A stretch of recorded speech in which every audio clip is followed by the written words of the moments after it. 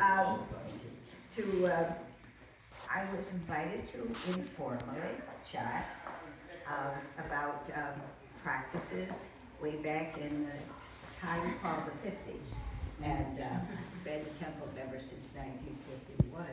And it had to do with what I was asked to do was to share any experiences that might make a big difference today or did then, and activities and adventures, and we have lots of adventures. So the problem is basically that there is so much. I have to think, what can you pack together in about 7.5 minutes or something of that nature? And first of all, I'd like to tell you how fortunate I feel to still be here today. And I was very fortunate early in the 50s to come to Temple, Israel, and it's in Laguna, principally because my husband was a Marine and he was recalled to active duty in a skirmish, pardon me, you can't say war, between Korea and Korea. So, wonder how different that is than today, right? So I felt fortunate to get to Temple, Israel, and meet someone who welcomed me to the Sisterhood. I'm pleased to come to the luncheon that was going to be the following week, and that was the Komarovs. And I had a long, wonderful stay with the Komarovs, and I did mention to someone else not too long ago, like about 20 minutes ago, that I said, well, I'd like to go to the Sisterhood luncheon. I'd have to make arrangements for a room. Oh no, they said, be sure to follow, I can take a car. So, didn't have one. In those days, we didn't all have our own car. So, she said, well, you'll come home with us. And it was wonderful being told about this gorgeous upstairs, that she only had 12 bedrooms. So it was quite a house. And you still had your own bathroom? That's a whole different, that was kind of interesting. And, but it was and one of the funs about Lily and Karloff, after all these years, Mrs. Karloff, was that with all these 2 kitchens that were the size of my house now, she loved to eat out in her yard, and it was a trapezoid kind of a lot where you had a lot of little, it's off of Bixby Road. She lived at Melinda Drive, if you know where that is. Oh, okay. Yeah. Yep. And Park Estates? no, it's called, I forget what it's called, but it's the Bixby School's on this side and Hughes and it's on the other. But anyway, it was quite a place. Virginia Country Club, maybe. Before Virginia Country Club, yeah. Yeah, back then, Jews couldn't be in Virginia. That's right, Country. it's Cerrito, like, Well, I mean, that area. Cerritos area. Yeah. And they had Bixby all Knolls. this other thing. But the yard was kind of interesting. It grew everything. Yeah. It just grew, and it was just wonderful. So we would, and what would she have me do? Pick up hamburgers for us. Across the street, Russell's. Oh, my God, yes. Remember the press theater and so forth, across the street was Well, Russell's? my parents had a store at Freedman's Deli, down to Bixby and Roosevelt. Oh, yes. It's 3819 Atlantic. So our lunch with these 2 magnificent kitchens, our lunch was outside in this wonderful little funny kind of garden with eating hamburgers on our paper sack. I love it. But I got to sleep in one of those 12 bedrooms. So that's it. She decided to try to really guide me to really get busy and join Sisterhood, which was kind of nice. Why?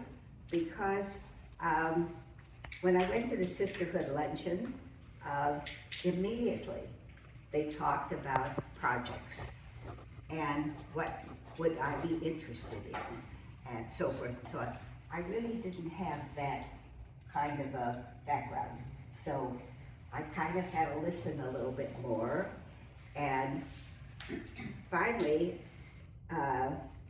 go to some of their gatherings, and they always, every meeting that they had was devoted to an open meeting, and you brought all your ideas or your suggestions. It was a pleasure, absolute pleasure, to watch these young ladies. I was 21 and they were 40. Wow. So that was wonderful. But to watch the ladies discuss something in such a friendly manner. But things And change. you didn't hear the comment, oh, for crying out loud, I'm gonna try that damn thing again. Okay, it didn't work the first time. Or any other type of, it was, oh, maybe it's possible, or whatever. So the open discussions were truly a wonder of the day. I think it out a lot. Think about how we talked to each, when my children grew up, and when I did. You were Mrs. You were not Sarah, okay? You were Mrs. You were Mr. And if you'll notice, I didn't print, in some of the pictures I have that were taken in the 50s, it's Madame. Yeah, with full name. So would they address, like if they were having a meeting, would they say, Mrs. Feldman, what do you Yes. think? Or Yes. Mrs. Feldman has the Yes. floor, or whatever, Yes. yeah. Yeah, it was really quite something at the time. But I just accepted that because later on in life, when I was telling just something a little bit ago, just not too long ago, I walk out of the house and a little child across the street, who's going to be 3, said, Rhoda. Rhoda, not Mrs. O or whatever. Yeah. Rhoda. So we change, and change is good. Change could be okay. Depends on a lot of things, of course, but change can be. So I was interested in several projects that they had come up, but one that really got to me was first of all, they talked a lot about whatever they did, Sisterhood sponsored event, they tried to match something in the community, tried to have both temple and community. And this particular project was baking cookies, hundreds and hundreds, over 1,000 at one time. Wow. To take to the Veterans Hospital, and the place that was called a rehab on the same level, and they had begun building buildings for that. They're still in that area. Yeah. Rhoda, would you also mention about the Braille machine? The Braille, Yeah. one of the projects, yes, one of the projects that came a little later, this is 1956, let's see. The project came a little later was, let's see if I can find those.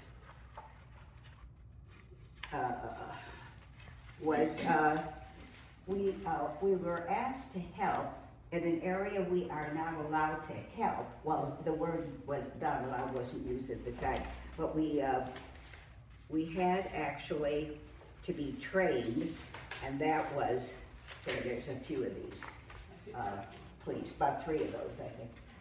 It's a Braille machine, and these are the 6th graders. This little boy is a Warren child. He's now about 50, 60, maybe 60. Okay. Yeah. You know, Elaine Warren's son. The one who warned us. Yeah, Elaine. And the other is, forgot, her name is there too. And that beautiful lady, Ma. I was so cute. Whatever. You were. It's all right. So we had many projects that were both a tie-in with the community whenever we could, Thank you so much. And it does give you a little idea of what's happening. I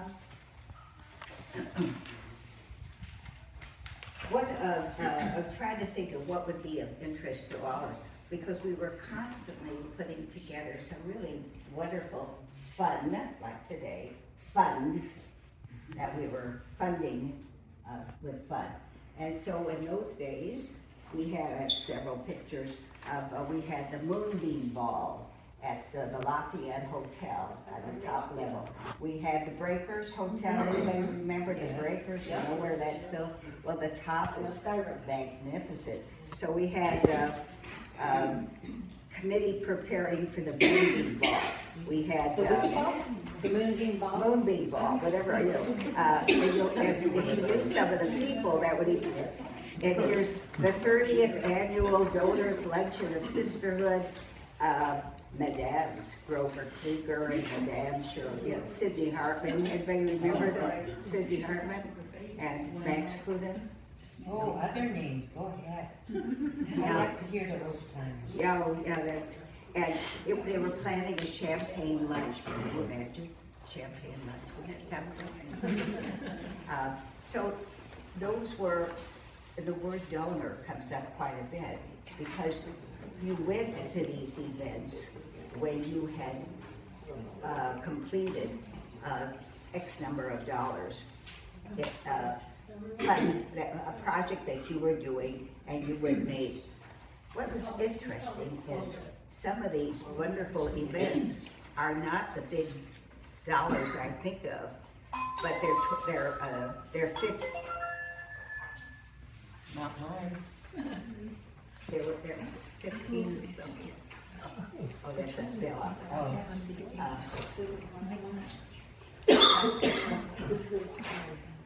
So, the dances were wonderful, all of those things, and if you weigh one end against the other, you did, because it was, we had a lot more time at home. We could give a lot more time in the 50s, 60s. I had taught at high school and city college, so that was a little hard. But we did this one, which was delightful. Relived the 50s, and Hartman is still This is in around. 1961, you had a relive the 50s event? Relived the 50s. When was it? When did we give that? What year? 19, Was it 60? 60 something. Well, that wasn't too long before. Who could remember the 50s? How fast they disappear. Well, we're remembering the 70s today, Yeah. so just takes a little bit of something, you know. And I thought, fish sticks? Gosh, when was the last time you thought about fish sticks? In the 70s. When your kid said they didn't want to eat this, you said, well, get yourself some fish sticks or something. Oh, yeah. So that was a fun situation. What the overall food, having people over or getting people together still took food. And so that's who we are, okay? So Sisterhood would have different groups volunteer to do something with a project. And I was thinking about You've seen it. Debbie's mom, Arlene Sullivan, who somehow or other came up with a marvelous recipe. And we did it constantly, using this particular recipe, and we raised a lot of money on a very expensive Was it delicious? $2. Was that something called Okay. Delish? Uh-huh, Yeah. and we decided that was, I don't know how we got to the price, but yes, I do really. But the actual price for the Delish, which is what we made, based on her recipe, was 17 cents. Wow. Kept it, okay. We used a marvelous, every bride got a very meaningful gift, if they could, for a wedding present in the 50s. And that was the Westinghouse roaster. Remember that big, beautiful Westinghouse portable roaster? And, well, Arlene decided that was, we gave it a big try. It was very successful. We even had people come in and put on plays out of our group. We just kind of found the people in our own group that could do these. And Arlene, bless her, she could write a parody, is that the word? To everything and anything. And that's, a lot of the funds and the fun came through that situation. Rhoda, sing them your song like you did last time, from your parody. I can't hear, I'm sorry. Sing the parody song. Sing your song? Sing the song that you sang last time, it was from the parody. Oh, the parody, she, one of our fundraisers was, she wrote a parody on My Fair Lady. It was called My Fair Lizzie. And there was a marvelous story behind it. And you'd have to know Hannibal, and you'd have to know all these people, the Coens. Marilyn Cohn was Lizzie. Marilyn Cohn, yeah. And the wonderful parts that they played. Well, I was Madam President, and I was given this very beautiful song to sing. And it goes like this. And oh, it's such a mechaya when our funds are not in arrears. Oy, I've got some mechaya. It should happen once in every 50 years.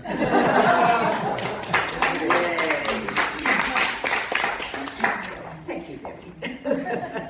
So, we had a lot of fun with the funds, raising funds. And it's kind of a custody of pennies. It's amazing what you can do, or what one can do when they would like to.